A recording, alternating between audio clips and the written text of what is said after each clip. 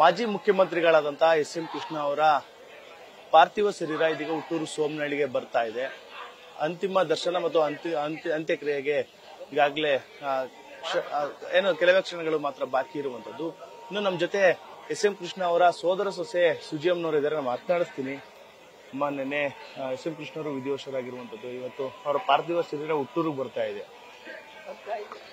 ತುಂಬಾ ದುಃಖ ಆಗ್ತಾ ಇದೆ. ರಾತ್ರಿಯೆಲ್ಲ ನಿದ್ದೆ ಮಾಡಿಲ್ಲ. ಇನ್ನು ಜನ್ಮ ಒಕ್ಕರು ಅಂತ ಸಿಗಲ್ಲ ಅಂದ್ಬಿಟ್ಟು ನಾವು ತುಂಬಾ ಮಾಡ್ತಾ ಇದ್ದೀವಿ. ನನ್ನ ಊರ ಕೆಲಸ, ನಮ್ಮ ಮನೆ ವಂಶದ ಕೆಲಸ ಹೊಟ್ಟಾಯ್ತು. ತುಂಬಾ ಧನ್ಯವಾದಗಳು. ಏನ್ ಮಾತಾಡ್ಲಿಲ್ಲ ನಾನು. ಇವಾಗ ದುಃಖ ಉಕ್ಕಿ ಬರುತ್ತೆ. ಇದೆಲ್ಲ ನೋಡ್ಬಿಟ್ಟು ತುಂಬಾ ಇದಾಗ್ತಾ ಇದೆ. ಈ ವಸ್ತು ಹೋಗ್ತಾ ಇದೆಯಲ್ಲ ಇವತ್ತು ಅಂದ್ಬಿಟ್ಟು ತುಂಬಾ ದುಃಖದಲ್ಲಿದ್ದೀವಿ. ಏನು ಮಾತಾಡೋಕ್ಕಾಗಲ್ಲ. ನಾನು ಏನ್ ಹೇಳಿ ನಾನು. ಎಷ್ಟೇ ರಾಜಕಾರಣದಲ್ಲಿ ದೊಡ್ಡ ಹುದ್ದೆಗೇರಿದ್ರು ಅಮ್ಮ, ಹುಟ್ಟೂರಿನ ಬಗ್ಗೆ ಗೌರವ ಮತ್ತೆ ಸಂಬಂಧಿಕರ ನಡುವೆ ಅವಿನಾಭಾವ ಸಂಬಂಧವನ್ನ ಹೊಂದಿರುವಂತದ್ದು, ಆ ಒಂದು ಬಾಂಧವ್ಯವನ್ನ ಹೇಳೋದಾರೆ, ನೆನಪು ಮಾಡ್ಕೊಳ್ಳೋದು. ಅವ್ರ ಬಾಂಧವ್ಯ ಅಷ್ಟೇ ತುಂಬಾ ಪ್ರೀತಿ ವಿಶ್ವಾಸವಾಗಿದ್ರು. ಯಾರು ಎಂತ ಬಾಳಗರು ಮನೆಗೆ ಹೋದ್ರು ಅವ್ರಿಗೆ ಸತ್ಕಾರ ಮಾಡಿ ಅವ್ರ ಪ್ರೀತಿ ವಿಶ್ವಾಸ ಮಾತಾಡಿಸಿ ಅವರ ಕುಂದುಕೊರತೆಗಳನ್ನ ಕೇಳಿ ಎಲ್ಲ ಇದನ್ನ ಮಾಡಿ ಅವರು ನೋಡ್ತಾ ಇದ್ರು.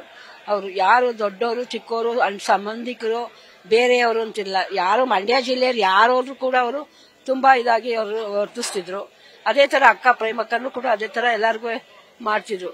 ಅವ್ರು ಏನ್ ಹೇಳ್ತಿದ್ರು, ಪ್ರೇಮ ನೋಡು ಬಂದಿದ್ದಾರೆ ಏನದು ಅಷ್ಟೇ. ಅಕ್ಕ ಅವರು ಸತ್ಕಾರ ಎಲ್ಲಾರು ಏನೇನ್ ಬೇಕು ಮಾಡ್ತಿದ್ರು, ಎಲ್ಲ ಮಾಡ್ತಿದ್ರು. ಬಂದವರೆಲ್ಲರೂ ನಮ್ಮ ಸಂಸದವರೆಲ್ಲರೂ ವಿಚಾರಿಸಿದ್ರು, ನಿಮ್ಮ ಹೇಗೆ ಏನು ಮಕ್ಕಳಿಗೆ ಏನ್ ಮಾಡ್ತಾ ಇದ್ದಾರೆ, ಏನ್ ನೋಡ್ತಾ ಇದ್ದಾರೆ, ಯಾಕೆ ಮಾಡ್ತಾ ಇದ್ದಾರೆ ಎಲ್ಲ ಕೇಳುದು ಮಾಡುದು. ಇವತ್ತು ನಮಗೆ ಅಷ್ಟು ದುಃಖ. ರಾತ್ರಿ ಎಲ್ಲ ನಿದ್ದೆ ಮಾಡಿಲ್ಲ ನಾವು. ಹೇಳಪ್ಪ ನಾನು ಏನ್ ಹೇಳಿ ಹೊಟ್ಟಾಯ್ತು. ಎಸ್.ಎಂ. ಕೃಷ್ಣ ಅವರ ನಡುವಿನ ಬಾಂಧವ್ಯ ಹೀಗಿತ್ತು ಅಮ್ಮ, ಹೇಗೆ ಮಾತಾಡ್ತಾ ಇದ್ರು ನಿಮ್ ಜೊತೆ? ನಾವು ಏನಾದ್ರು ಬೆಂಗಳೂರಲ್ಲಿ ಇದ್ದಿದ್ರೆ ಕಾರ್ಯಗಳು ಸಮಾರಂಭಗಳು ಬೆಂಗಳೂರಿದ್ರೆ ಹೋಗ್ತಾ ಇದ್ವಿ. ಆಗೆಲ್ಲ ನಾವು ಮನೆಗೆ ಹೋದ್ರೆ ತುಂಬಾ ಚೆನ್ನಾಗಿ ಮನೇಲಿದ್ರೆ ಮಾತಾಡೋರು. ಅವ್ರೆಲ್ಲಾರು ಹೊರಗಡೆ ಹೋಗಿದ್ರೆ ಬರುವವರೆಗೂ ಕಾಯಿರು. ನಾವು ಕಾದ್ಮೇಲೆ ಬಂದ್ಮೇಲೆ ಎಲ್ಲ ಯಾಗಮ್ಮ ಏನಮ್ಮ ಅಂತೆಲ್ಲ ಪ್ರೀತಿ ವಿಶ್ವಾಸಾಗಿ ಮಾತಾಡೋರು. ಅಕ್ಕವರು ಚೆನ್ನಾಗಿ ಇದ್ ಮಾಡಿ ನಮ್ಮನ್ನ ಬಸ್ ಸ್ಟ್ಯಾಂಡ್ ಕಾರಲ್ಲಿ ಕಳಿಸ್ಕೊಡೋರು. ಆಗೆಲ್ಲ ತುಂಬಾ ಇದಾಗಿತ್ತು ಅಂತ ಚೆನ್ನಾಗಿ ನಮ್ಗೆ ಇದು ಮಾಡೋರು. ಮಕ್ಕಳನ್ನ ಓದಿಸ್ಬೇಕು, ಮಕ್ಕಳ ಇದ್ ಮಾಡ್ಬೇಕು, ಓದಿದ ತಕ್ಷಣ ಹೇಳೋರು. ಎಲ್ಲಾನು ಓದಿಸಿ ಮಕ್ಕಳನ್ನ ಇದ್ ಮಾಡಿ ಅಂತೆಲ್ಲ ಹೇಳೋರು. ಅವರು ಮಲೆಮಹದೇಶ್ವರ ಸ್ವಾಮಿ ವರದಲ್ಲಿ ಹುಟ್ಟಿದವರು ಕೃಷ್ಣರು. 6 ಜನ ಹೆಣ್ಮಕ್ಳ ಜೊತೆ ಹುಟ್ಟಿ 8ನೇಯವರು ಅವರು ಕೃಷ್ಣರು.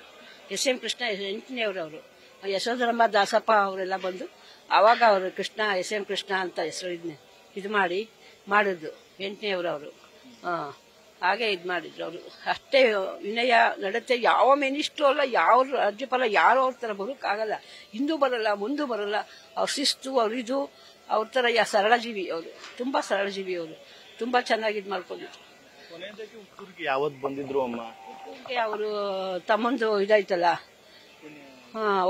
ವರ್ಷದ ಪುಣ್ಯತಿಥಿ ಆದಾಗ ಬಂದು ಅಲ್ಲಿ ಸ್ವಲ್ಪ ಹೊತ್ತಿದ್ದು ಅಡಿಗಾಸ್ ನಮ್ಮ ಪ್ರಸನ್ನ ಇದ್ರಲ್ಲ ಅಲ್ಲಿ ಮನೆಗೆ ಹೋಗ್ಬಿಟ್ಟು ಹೊಟ್ಟರು. ಅವ್ರಿಗೆ ಈ ಒಂದು ಸ್ಥಳ ಬಹಳಷ್ಟು ಇಷ್ಟ ಅಂತೆ. ಇದು ಬಂಗ್ಲೆ ಕಟ್ಟಿದ್ರಂತೆ ಕಾಫಿ ಡೇ ಜಾಗದಲ್ಲಿ, ಇಲ್ಲೇ ಬಂಗ್ಲೆ ಆಗಿದಂತ ಅವ್ರ ಮನೆ. ಅದೇ ಜಾಗದಲ್ಲಿ ಇವತ್ತು ಅವರ ಮಣ್ಣು ಮಾಡುವಂತಹ ಕಾರ್ಯವೂ ಕೂಡ ನಡೀತಾ ಇದೆ. ಏನ್ ಹೇಳ್ತೀರಮ್ಮ? ಅವ್ರ ಇಷ್ಟವಾದ ಸ್ಥಳ. ಅಳಿಯ ಸಿದ್ಧಾರ್ಥ ಅವರ ನೆನಪಿಗೋಸ್ಕರ ಇದು ಕಾಫಿ ಡೇ ಮಾಡಿದ್ರು. ಬಂದಾಗ ಇಲ್ಲಿ ಹೋಗ್ಬಿಟ್ಟು 10 ನಿಮಿಷ ಇದ್ದು ಹೊಟ್ಟೋಗ್ತಿದ್ರು ಅಷ್ಟೇ. ಅಳಿನ ಜ್ಞಾಪಕಾರ್ಥವಾಗಿ ಅದಕ್ಕೆ ಇಲ್ಲೇ ಇದ್ ಮಾಡಿ ಅಂತ ಅವ್ರು ಹೇಳಿದ್ರು. ಅಲ್ಲಿ ಹಾಸ್ಟೆಲ್ ಅಂತಿದೆ, ಅಲ್ಲಿ ಸಾರ್ವಜನಿಕ ಹಾಸ್ಟೆಲ್ ಇದೆ. ಅಲ್ಲಿ ತಂದೆ ತಾಯಿ ತಮ್ಮ ಎಲ್ಲಾನು ಅಲ್ಲಿ ಹಾಕಿರೋದು. ಅವ್ರು ಇಲ್ಲಿ ಇಷ್ಟಪಟ್ರು. ನನ್ನ ಅಳಿಯ ಸಿದ್ಧಾರ್ಥ ಅವರ ನೆನಪಿಗೋಸ್ಕರ ಅಂದ್ಬಿಟ್ಟು ಇಷ್ಟಪಟ್ರು. ಅದಕ್ಕೆ ಬಂದಾಗ ಸ್ವಲ್ಪ ಹೊತ್ತು ಇದ್ದೋಗೋರು. 1 ನಿಮಿಷ. ಅಕ್ಕವ್ರು ಜಾಸ್ತಿ ಬರ್ತಿದ್ರು, ಅವ್ರು ಜಾಸ್ತಿ ಬರ್ತಿರ್ಲಿಲ್ಲ. ಬಂದೋಗೋರು, ನೋಡ್ತಾ ಇದ್ರು ಅಷ್ಟೇ. ಇಡೀ ನಿಮ್ಮ ಕುಟುಂಬ ದೊಡ್ಡ ಕುಟುಂಬ ಅಮ್ಮ. ಎಲ್ಲರನ್ನು ಕೂಡ ಅಷ್ಟೇ ಪ್ರೀತಿ ವಿಶ್ವಾಸದಿಂದ ಮಾತಾಡಿಸಿದ್ರು. ಎಲ್ಲಾನು ಪ್ರೀತಿಯಾಗಿ ನೋಡ್ಕೊತಿದ್ರು. ಪ್ರತಿಯೊಬ್ಬರು ನನ್ನ ಹೆಸರು ಬರ್ದೇ ಚಂದ್ರು ಹೆಂಡತಿ ಎಂದರು. ಚಂದ್ರು ಹೆಂಡತಿ ಎಂದರು. ಆವಾಗ ಮಾತಾಡ್ಸಿದ್ರು. ನಾವೆಲ್ಲ ಇದ್ ಮಾಡ್ಕೊಂಡು ತಿಂಡಿ ಕಾಫಿ ಎಲ್ಲ ಕೊಟ್ಟು ಕಳ್ಸೋರು. ಆಮೇಲೆ ಎಲ್ಲಿಂದ ಬಂದಿದ್ದಿ, ಎಲ್ಲಿದ್ಯಾ ಅಂತೆಲ್ಲ ಕೇಳೋರು.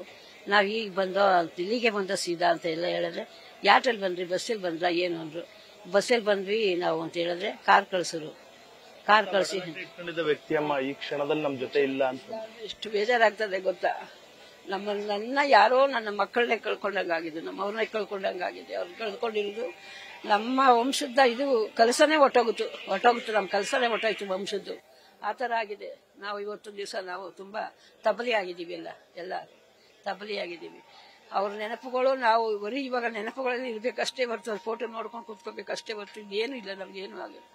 ಆಯ್ತು, ಅಷ್ಟೇ ಮಾತಾಡೋದು. ಧನ್ಯವಾದ.